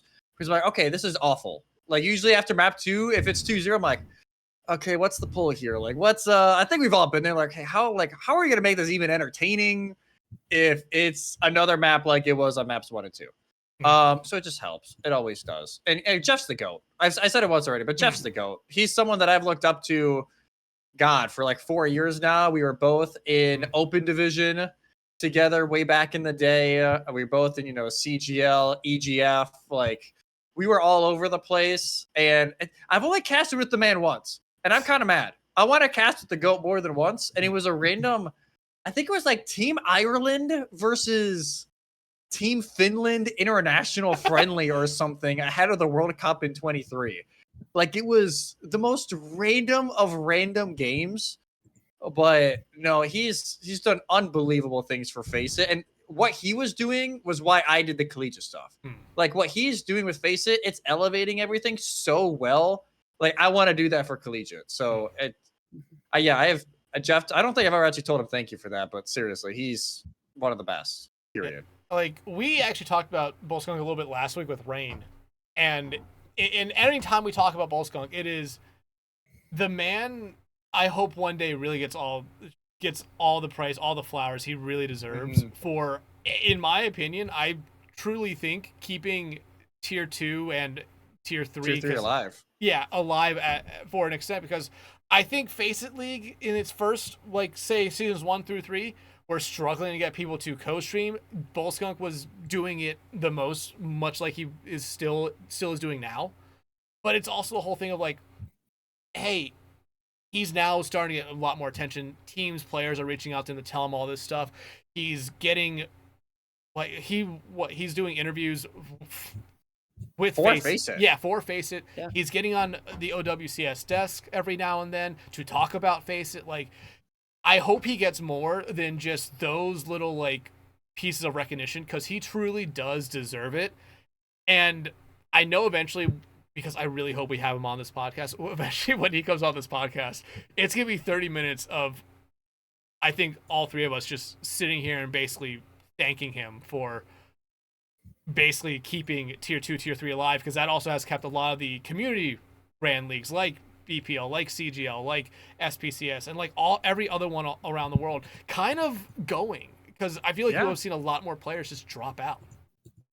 No, we were in a weird spot for a while. Like, even when I was still with CGL, it was like, okay, I shouldn't say with CGL. When my schedule allowed me to do CGL, it was okay. Like, if things aren't really gonna pick up for Face It here, like, there's no open division anymore, there's no contenders. Like, where are we going to go? And he really kind of filled that hole. So, I'm glad he's gotten the recognition over years and years and years, and he should get even more and more, because it's not like the road's been perfect. Like, there's been bumps in the road, of course, but he's really at, like, his highest point right now. It's unreal, and it's not going to be his highest point in his career. It's going to be way higher than this. Yeah, like, me and Hunter had a conversation with, I believe it was Gedster, where I think we all kind of hope that if, like, a situation we had in NA, like, I think it was week 3 of this last stage, where, hey, one caster's internet just fucking died. We only have one caster here, and they had to pull Zoe in to cast. Like, it'd be really fun to say, hey, let's just have an emergency one every week in case, and, like, let's give it to someone who's very much liked by the community, but just isn't doing OWCS stuff. And I feel like Bullskunk should be that number one every time if that's the case. Yeah, you really should. Like, if you need a play-by-play, like, him and Tiny are, like, I would say the two. Like, right now, like, who are probably ready to go right now. Like, if you gave them the offer, they're there. Yeah. Obviously, Color, Avast is... I think he's really improved, I will say. Avast, I was not so sure about initially. Like, sometimes when players turn to your Color, it's not great. But him and Jake, even Jake's been getting better on play-by-play over the last few months, so... But I think, like you said, I would love for them to do an emergency thing. Get on it, Blizzard. If you see this somehow, like, take the idea and run, please. I think it's more of a get on an ESL, Face It. Yeah, that's true. Yeah. Hey, like, it's pipe dreams, but we can dream. Yeah. But Hunter. Hey. Yeah, I was gonna say it's been a while. How's it vibing, man? I think it's time for your question. Yeah, this is my question. It's become my question at this point. Jesse, for people who are, or maybe perhaps are not aware, everyone who has a gamer tag or a name within our industry, sometimes it's a simple answer, sometimes it's more complicated. So I'll ask, where does Twinsalty come from? Ooh, okay. I've actually got a lot of questions about this, because a lot of people don't realize I have a twin. Like, they don't realize Jacob exists. But I didn't know that was his name. But it is back in the day when my brother and I, we shared a PS3. This was probably, God, when I was in like middle school, maybe early high school. The shared account name we had was TwinSanity Bros. It was like, okay, cool. That's the name we're going to have. And then whenever I got my PS3 to be able to play with him, he claimed dibs on that name. So I'm like, okay, well, hey, what the fuck? Like, I'm older. I should get first dibs. That's what I was gonna say. Who's the older? I should get first dibs. But he played a lot more solo player games. I think he was like, I'm very precious to this name. So at that point, I'm okay. Like, what am I gonna do? And high schooler Jesse was trying to overthink the absolute hell out of it, and then didn't find anything. So I'm like, all right, well, keep the twin part. During the time I played a lot of FIFA, it's not my proudest moment. I got very, very mad at FIFA an egregious amount of times. By the way, respect to the Copa America shirt. I think that was on Dex. No, this is Club America. Oh, Club America. God damn, I get, for whatever reason, I get those mixed. I love going to Ross and finding old soccer kits for $15. Oh yeah, but I'm like, okay, what does that salty? It used to have it incorporated on the end of it because of freaking Phineas and Ferb. But that got cut as soon as the casting started. I'm like, that's gonna be way too long of a name. But yeah, that's where the name kind of brought up. The salty aspect, maybe not as much anymore as I guess maybe salty just giving crap to chat and making fun of chat. But no, that's where it came from. Let me piggyback on this as well, because I've started to see a lot more casters now, especially as they start really making those climbs and getting bigger and bigger roles, where you will actually use your real name over the gamer tag. Like, I know you and TinyShiny, you guys do call each other by your real names. You call her Molly and she calls you Jesse. Like, what is that kind of like, where you went so long as Twinsalty, but now you're actually starting to go by your real name over, or say, a little bit more than what people look at as your gamer tag. Like, how does that feel, and what, like, are you happy about that? I don't mind it. I think for me, for a while, I'm like, do I really want people to know? But then I hit the point, like, if I'm actually going to improve, people need to actually get to know me outside of like, hey, I yap about who has ults, So it was an adjustment her and I made, I'd say, over the last year especially. We just got more comfortable casting with each other after OWCRA. We really, started to hammer on the VOD reviews and everything. But I think for me, it adds a little bit of personability to it, and just you can kind of relate more to the casters for me. Like, okay, they're not always going by their gamer tags. Oh, it's like we're just having a casual conversation, just like we're doing a watch party. And I think that's the vibe that we started really wanting to go for. I don't think it's right or wrong either end of the spectrum. Like, oh, if you don't use your first name, then it's so wrong. Like, no, there's some people who still don't, like, and I think that's fine. But I don't know. I think it's something that if people want to do it, it depends on like how they want to have their dynamic. I think it can be cool and can enhance it a little bit. Yeah, like for Hunter, it's easy. It's pretty easy. It's the names in there, but like I don't know if I don't think I've ever been on broadcast with you where I've said anything but Dex. I'd never say, "Hey, Spencer," I've never said that before. I don't know if I've done that with anyone except like maybe Spectron one. You called him Isaac? I feel like I did once. I don't know if it was on cast, but I've called him it once. Like, and it gave me a weird feeling, and I'm like, nope, you're not again. Nope. Nope. Yeah, like I'm good. Like for me, I think it kind of falls into, okay, what's easier to say and what's shorter to say? Yes. Like, yes. Yep. Like, so Twinsalty or Jesse. Jesse's a lot easier and shorter to say, so you can move on faster. Then you have Dex or Spencer. Dex is faster to say. Yeah, like I've always called you Dex. Like, it's never not been Dex. Yeah, and like it's also another thing in like real life. My dad exclusively calls me Dex. He only calls me Spencer when he's pissed. And wow. Yeah, okay. Like Dex does come from him. Like that was his nickname for me growing up. And he always said it's because when he would come home from work and I was asleep on the couch at like 9:30 at night, Dexter's Laboratory reruns would be playing. Oh yeah. So that's why he said like, okay, you're just Dex. Okay, that's it. I was at first like, did he actually just pick up your caster name? Because that's kind of crazy. Like my dad forgets what I'm called half the time, let alone like calls me by it. Wait. Forgets my tag. I was gonna say, Your does name. Does he forget your name, or does he call you your brother? Yeah, that happens a lot. It does happen a lot, but I'd say my mom has done it maybe once or twice as like a joking term, and then she just laughs about it and walks away. I've had one professor do it when I did not know they knew what I did, and my face went fucking white. And it was my professional program teacher, Paula, and I'm like, I'm just sitting there getting ready for the morning meeting. And then she's like, "What's up, Twinsalty?" And I'm like, "Where in the hell did you hear this from?" And she's like, "I do look at Twitter sometimes, you know." And she just walked away. I just sat there petrified, like, "Oh my god, if she wants some of this, like, it's not like I've said anything bad, but like, she just saw a whole new side of Jesse that I don't think she really anticipated." Yeah, that's the other thing I've always talked about. I like having that divide. Yes, like, very much, yes. Like, if you call me Spencer in real life, I'm going to assume I know you from somewhere. If you call me Dex, I immediately know where you know me from. You know me from online. If it's Spencer, I have to quickly go through my entire memory saying, okay, what point in my life did I actually know you from? Oh, geez. No, it's just so weird. Like, it's definitely, like, I've had a couple of cousins be like, "Oh my god, Twinsalty." I'm like, yeah, I'm just gonna push. Like, I don't know. I think it's funny when they do it, as long as they're not taking the absolute piss out of it.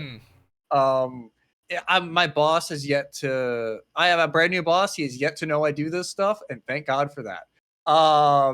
Granted, I don't think he would actually be as against it. My old boss was a 65-year-old who had no idea what in the world I was talking about. But my new boss is like 35. I'm like, okay, he may actually know what's going on. He might understand the concept of esports. He may understand the concept. So I'm going to try and take that and run. My manager, no, I've just given up. She either does not care or does not want to care, or understand more. I'm like, that's fine. I'll lose that fight. It's probably a little bit of both, I would assume. Yeah, probably. But if a professor when I was in college came up and called me Dex, I think I would immediately look at him and say, "Don't fucking call me that." Like, she never did it again because I think she realized, like, oh my god, I just embarrassed the absolute shit out of this kid. But I'm like, I thought we laughed about it later. I'm like, just give me a warning next time. Don't just say it randomly. It's like, now, like, the names are something very fun. Like, but like I talk about with someone like Hippie, like I know they're Hippie and Unfeatured. I know what their names are. Skylar and Sean. I won't call them by their real names. No, like they're always Unfeatured and Hippie. Yeah, always. Like I've told it to them. I knew you guys first as this name. I suck at remembering names. Just be happy I remember this. Don't ask me to remember. Like I know Hippie's full name. I can remember Hippie's full name. I don't know Sean's full name, but I don't think he's ever told me his last name. But I know his name. I know his real first name, but it just could be Unfeatured. Like, yeah. Like, I'm not gonna overcomplicate myself with names because the more names that get in my head, the more I'm gonna end up calling you something that's not your name or not even your gamer tag either. Yeah. I think for me, it's a very select group of like, it's people who I've worked with for years. And like at this point, like, okay, like you're borderline, you're as close to me as like my IRL friends. Like I'd say it's like, well, Jag, because he's also another Jesse. So he's maybe the only exception because like, it's just weird calling another Jesse. I don't know. Maybe that's like a me thing, but it's always been like we've called each other by the tags. But like Septilence, I call Matt, Molly, Kletchkey, I call Keegan. But it's a very select list for me. It's like, okay, I've known you for ages. That is the only way. The rest of you are like, hey, it's Dex, it's Hunter, it's Mega. Like that is always just going to be what it is because it's like you said, my ADHD brain. If you try and have me say both at the same time, it's going to get lost in the sauce. There's no way. Yeah, absolutely. But hey, before we sign off here on this episode, is there anything you want to ask us? This is something I've been trying to I ask all of our guests because we've been asking you questions the entire time. Is there anything you necessarily want to ask us? I gotta ask. Well, you guys have really dug into Face It. What are you guys hoping this next season? Like, what's the goal for the streams and everything this year? Because you guys killed it, I will say, last season. So I'm really curious where you guys are wanting to take it this year. I think we both have the same answer here, so I'll let you do this one. Well, no, I think we like there's a couple things we want to do. One thing that we did last season that we don't want to do again, or we want to change, is we want to get every team. We want to be able to broadcast every team. Yeah. There are 2-3 teams that we didn't broadcast, and one of them happened to be a team we saw only for the first time in the playoffs, and it was a big thing of where before, like the night before, or the 2 days before, is like, okay, I'm gonna watch as much as I can on every team. And one of those was those teams like we never casted Young and Beautiful. Like that's the one team we never casted. Even when they were regen, it was always okay. Well, I think the one time we had planned to do it, it's like, oh, the team they were playing forfeited or they moved their game, so we had to pick up something else. Mm-hmm. But it's to get every team in, because again, every team deserves to have someone stream their game. Reach out to the teams, get some more information, as we already kind of touched on. And just kind of be more consistent with it. Like, it's not saying that me and Hunter weren't consistent with it, but like we make the schedule at the start of the week. We're gonna stick to that schedule and we're gonna run with it and do as much as we possibly can. Yeah.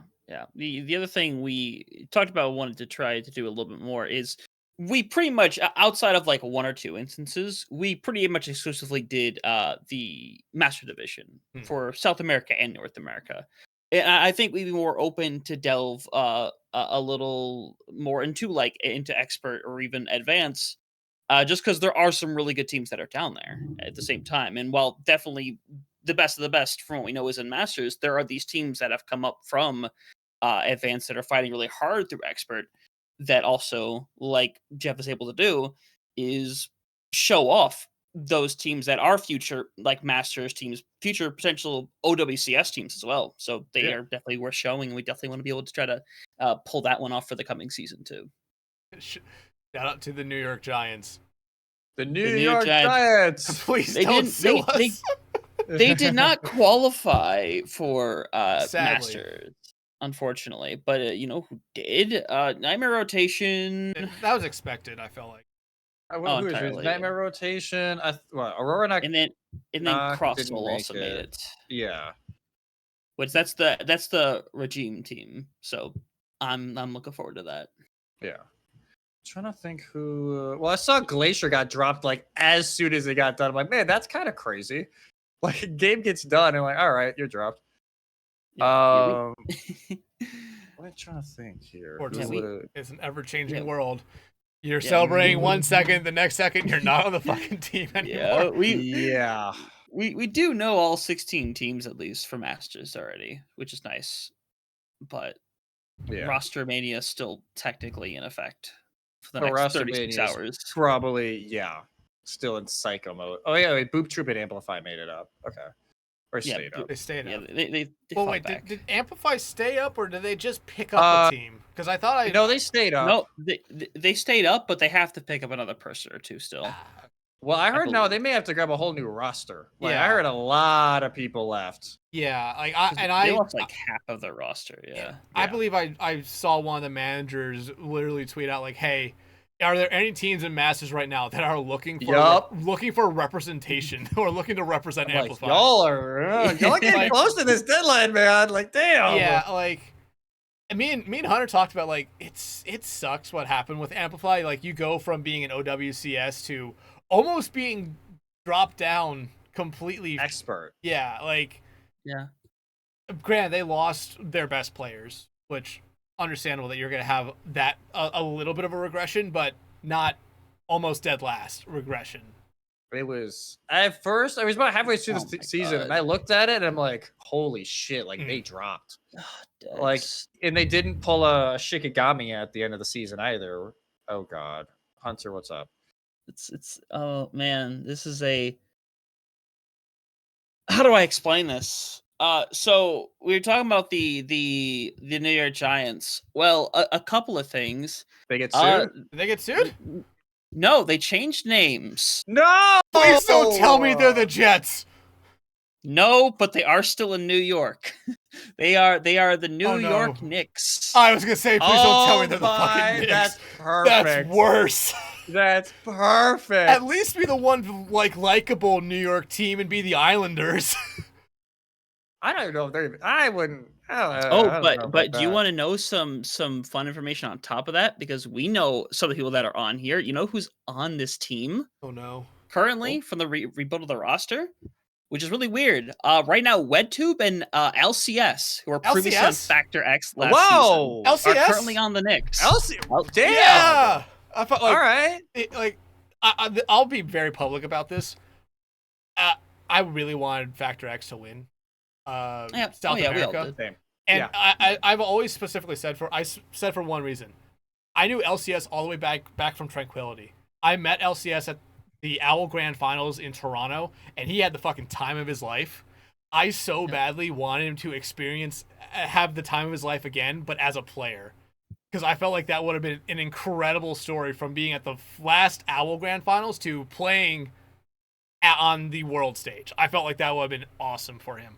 But it didn't happen. But yeah. WedTube and LCS, though, two incredible players. Happy they got picked up. I wish it would have been in Masters tier, but hey, I think they're fine being an expert. But They are definitely an early contender to go up. I think if they have that kind of roster. And I'm mentally preparing for college roster mania. Like we've already had a few like Northwood. Oh my god. Yeah, oh my that was god. insane. That roster, it's nightmare. It's literally nightmare practically. Like it is the most scary collegiate roster I've seen in a while. Like it's gonna be them. It's gonna be them, Winthrop and ISU. Like literally all it's gonna be. That's the case. Though. That's gonna be the case. But though. Yeah, it's gonna be. I think tryouts are still going on for a lot of teams. There's some schools I have never heard of that are trialing good rosters. Like Missouri Baptist, I guess, is trialing rosters. I'm like, who? Like, I don't. Who are you? Once you start adding on religious names at the end of schools, it's like a question mark. Like, who is this? Like, who? Granted, the only reason why I knew Cumberland last year was because of Noti. And I was kind of happy, hey, I called they were going to be top 20 early, but I didn't think top 10. Fair play. I think once we get closer to mid-August, that's when you're really going to see some things drop. I've heard winter transfer window is when Collegiate's going to get crazy. Because all the OWCS contracts are ending. Some of them, Team Liquid, have certain collegiate clauses. So that'll be when we may see a lot more moves. I thought you were going to say Geekay with the collegiate clauses still being an NA representing team, especially with half their roster being non-NA people. But I jokingly tweeted one day saying imagine if we had a transfer portal, kind of if esports had a transfer portal like what football did, and it's another one of those tweets where it's it's like the top 25 casters thing. That would just be fucking awful because you would just see so many teams just die in a day. Yeah. But it's at least now you have to stick it out basically the entire semester and then move. Unless you're like Bellevue who have trimesters and they kind of shoot themselves in the foot with the trimesters thing. But no, I'm going to try and cover it, but I've already been warned by a few people you are not ready for how many moves are happening. So yeah, we'll see. Time to get the fucking corkboard out. Put everyone's name. Time to get the sheet out. Start pinning strings all the way around your room. Say okay, this person went here, so they went there. They went there. They went there. This team's no wall is just gonna turn into string across the entire thing of where people are going. It's gonna be it's gonna be a nightmare, but it's gonna be fun to see what teams are what programs and teams are still gonna be really good at the end of it. But I think that's a good point to end more than any here. One of our longer episodes. Honestly, I think at this point, by the time this is all said and done, it might actually be our longest episode. Mm. Unless I end it in the it. next like 30 seconds, CB's episode would be longer. But I don't. No, think I'm rambling then for 30 seconds. I want that record, baby. do you want to be petty and have it by 1 second? No, I ain't that petty. The only time I'll 2 ever seconds? be that petty. 2 seconds. Sure. Well, the twin has a 2-second lead. Okay. Well, then we have to stall for about another 40 seconds here. Actually, 30 Okay. seconds. My bad. I can't do math. But actually, no. I need 30 seconds to do this. Thank you, everyone, so much for watching. Jesse, thank you so much for joining us this week. As always, thank you to Hunter and Mega for being here on the fuck. God damn it. Thank you, as always, to Hunter Mega for being here. Thank you, everyone, for watching. Make sure you follow us on Twitter, subscribe to us on YouTube and on Spotify. And as always, join us next week when I don't know who we'll have, but it will be another good episode or For the Love of Prod. Everyone, thank you so much, and see you next week.